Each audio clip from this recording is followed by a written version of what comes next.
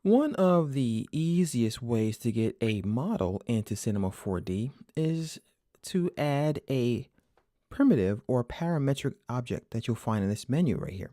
So if you hold down, you'll see we have all of these pre-built, ready to go models. Now granted, they're very simple at first, hence the term primitive, but they give us the ability to change the parameters of them. To give you an example, let's go ahead and just start off with the basic cube. Just go ahead and select it and let go, and it will appear in your viewport.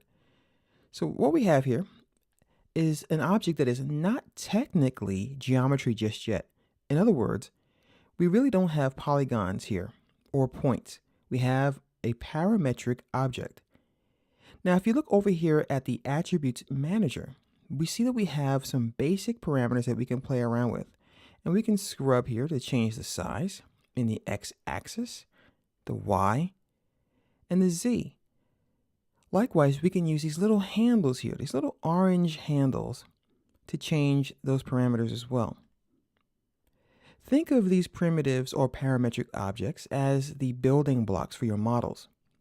And before you actually turn them into editable geometry, you're making decisions as to exactly the size you might want to start with, how many divisions you want in that object, and so on. So let's go ahead and take a look now at the segments section. As you see, by default, we have on this particular cube, one division on X, Y, and Z. I'm going to go to my display menu and I'm going to turn on the shading and the lines as you see here. This will make it a lot easier to see what we're going to change here. When we go to the segments, and I'm going to click and scrub my mouse upwards, and I just added more segments to this object. Think of these as cuts so that when we start to bevel and extrude, which I'll cover in this section as well, these will all be treated as separate items that we can control or separate pieces of this whole. Now, what you want to do is you want to add the bare minimum for whatever it is you're trying to do. Keep in mind, we can also always add more of these cuts later on using a variety of tools. But for now, this will give us an idea as to what we want, and when we're happy, we can go ahead and then click this button here and turn it into an editable object. So as you see in the description, it will convert a parametric object, and once again, that simply means an object that has parameters that you can change, into a polygonal object. So I'll go ahead and click on it. And now this object is geometry. So if I choose, for example, polygons mode, and I move my mouse around, you see that the individual slices are now editable.